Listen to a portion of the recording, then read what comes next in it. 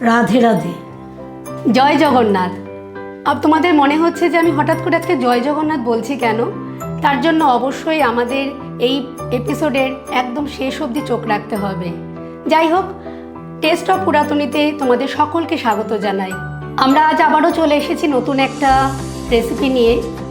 মানে রেসিপিটা একদম নতুন, আর এটা একদম জগন্নাথ দেবের 56 ভোগের এক অন্যতম একটা মিষ্টি উপকরণ।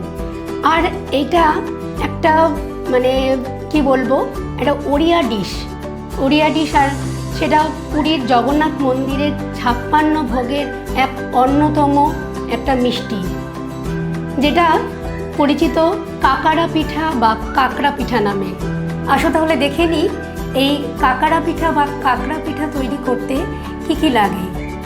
সুজি, চিনি, ঘি, কাজু, কিশমিশ, কাঠবাদাম, পেস্তা, চিনি গুঁড়ো করা, নুন সামান্য, গোটা গোলমরিচ আর এলাচ গুঁড়ো। আর অবশ্যই এটা যেহেতু ভাজা পিঠা, তার জন্য অবশ্যই লাগবে তেল আর লাগবে পরিমাণ মতো জল। এই পিঠাটা তৈরি করার জন্য প্রথমে একটা মণ্ড তৈরি করে নিতে হবে। তার জন্য আমি এখানে 1 বাটি সুজি নিয়েছি, 1 বাটি থেকে সামান্য একটু কম। আর এই বাটিরই মাপ মতন আমি 1.5 বাটি জল দিয়ে নেব। 1.5 বাটি জল আমি দিয়ে দিচ্ছি। 1 বাটি, এই যে 1.5 বাটি জল দিয়ে দিলাম। জলটা এখানে ফুটতে হবে, তার জন্য একটু অপেক্ষা করতে হবে।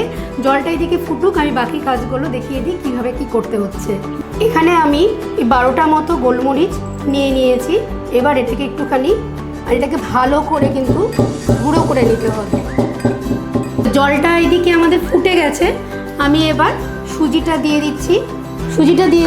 সুজিটা দিয়ে কিন্তু অনবরত নাড়া দিতে হবে। আর তার সাথে দিয়ে দিতে হবে কিছু উপকরণ, যেরকম এখানে যে চিনিটা গুঁড়ো করে নিয়েছি আগে থেকে, সেই চিনিটা এই 1 চামচ পরিমাণ দিয়ে দিলাম। আর দিলাম খুব সামান্য নুন, সাথে দিচ্ছি এই সামান্য পরিমাণ এলাচ গুঁড়ো। এই গোলমরিচটা গুঁড়ো করে নিয়েছি, সেই গুঁড়ো গোলমরিচটা পুরোটাই এর মধ্যে দিয়ে দিচ্ছি। সাথে দিচ্ছি 1 চামচ ঘি। পুরো 1 চামচ পড়লো না, তাই একটু দিয়ে দিচ্ছি। এবার এটাকে ভালো করে মাখিয়ে নিচ্ছে। পাত্রটার মধ্যে আমি একটু ঘি মাখিয়ে নিচ্ছি। এবারে সুজিটা মাখাবো। এই মণ্ডটাকে কিন্তু আগে ভালো করে মাখিয়ে নিতে হবে। খুব যত ভালো করে চটকে মাখবে, তত কিন্তু জিনিসটা খুব ভালো হবে। আচ্ছা, এই প্রসঙ্গে একটু বলে রাখি যে এই যে কাঁকড়া পিঠা, এটা কিন্তু নামকরণটা হয়েছে, এটা ওড়িয়াতে কাঁকড়া কথার অর্থ পুরো ক্রিস্পি। এই পিঠাটাও কিন্তু খুব ক্রিস্পি হয়।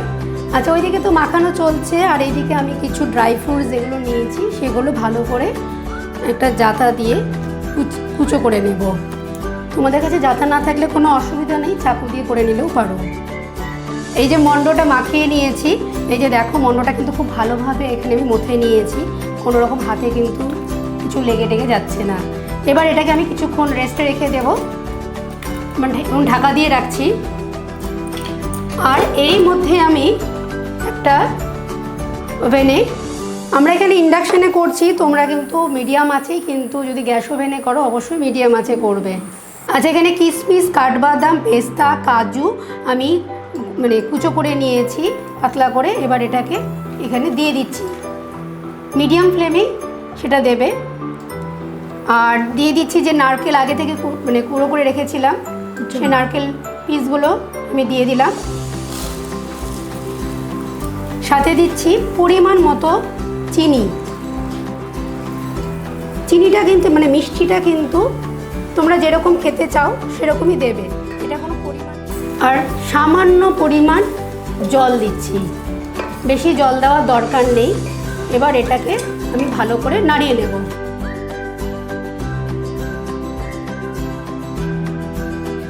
এইটা আমি যে বসিয়েছি সেটা কিন্তু চিনিটা সামান্য গলা অবধি অপেক্ষা করব। এটা যদি তৈরি হয়ে যায় তাহলে কিন্তু এই পিঠেটার এটা পুর রেডি হচ্ছে। আর এটা জগন্নাথ দেবের যে শুধু ভোগের নিমিত্তে যে বানানো হবে তা কিন্তু নয়। তোমরা যদি মনে করো বিকেলবেলা স্ন্যাক্সে যদি তৈরি করবে তা কিন্তু অবশ্যই করো। জিনিসটা কিন্তু খেতে অত্যন্ত সুস্বাদু হয়। দেখো চিনিটা কিন্তু একদম গলে গেছে, কিন্তু আরেকটু শুকোতে হবে, না হলে এটা পুরটা দেওয়া যাবে না। আচ্ছা, এখানে যে সুজির মণ্ডটা আমরা বানিয়ে নিয়েছিলাম সেই মণ্ডটা নিয়ে নিচ্ছি, নিয়ে আরেকটু হাতের সাহায্যে চটকে নিলাম। আর এখান থেকে যেরকম করে লুচির লেচি আমরা করি সেভাবে লুচির লেচির থেকে একটু সামান্য ছোট করবে, করে একটু গোল গোল করে পাকিয়ে নেবে।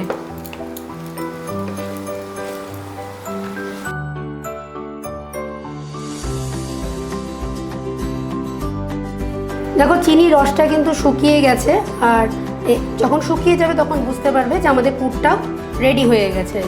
যে লেচিগুলো আমরা কেটে নিয়েছি সেই লেচিগুলোকে একটা বাটির শেপ দিয়ে নিচ্ছি, দিয়ে এর মধ্যে যে পুরটা তৈরি করেছি সেই পুরটাকে আমরা আলতো হাতে এভাবে বন্ধ করে নেব।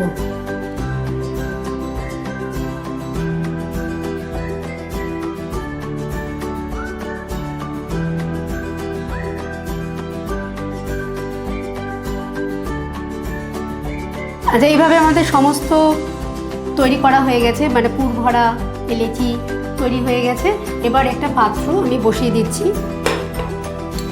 বসিয়ে দিয়ে এর মধ্যে আমি সাদা তেল আর ঘি দিয়ে দেব। তেলটা একটু গরম হওয়া অবধি অপেক্ষা করতে হবে, আর তারপর এই পিঠেগুলো আমাদের এক এক করে ভেজে ফেলতে হবে। তেলটা আমাদের গরম হয়ে গেছে, এবার এক এক করে এগুলো ছেড়ে দিতে হবে।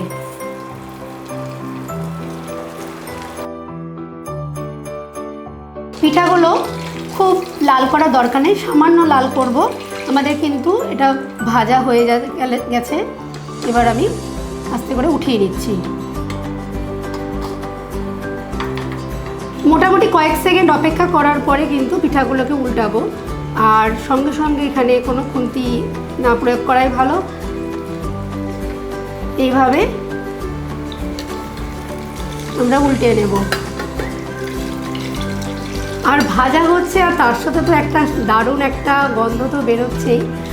আর এই ভাজার পরে কিন্তু পিঠাগুলো কিন্তু প্রচণ্ড ক্রিস্পি হয়, বাইরে ক্রিস্পি আর ভিতরে পুরে ঠাসা।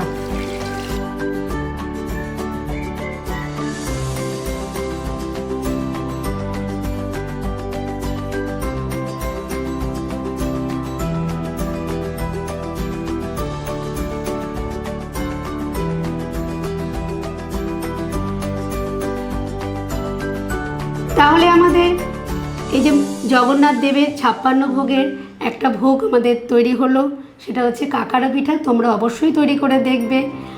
আর আগামীতে আমরা আরও নতুন নতুন রেসিপি নিয়ে হাজির হব। আর আমাদের চ্যানেল টেস্ট অফ পুরাতনীকে তোমরা কিন্তু সাবস্ক্রাইব করতে ভুলো না। আর আমাদের ভিডিওগুলো তোমাদের কেমন লাগছে অবশ্যই জানিও। লাইক, কমেন্ট আর শেয়ার করতে কিন্তু ভুলো না। জয় নিতাই, জয় গুরু, জয় জগন্নাথ।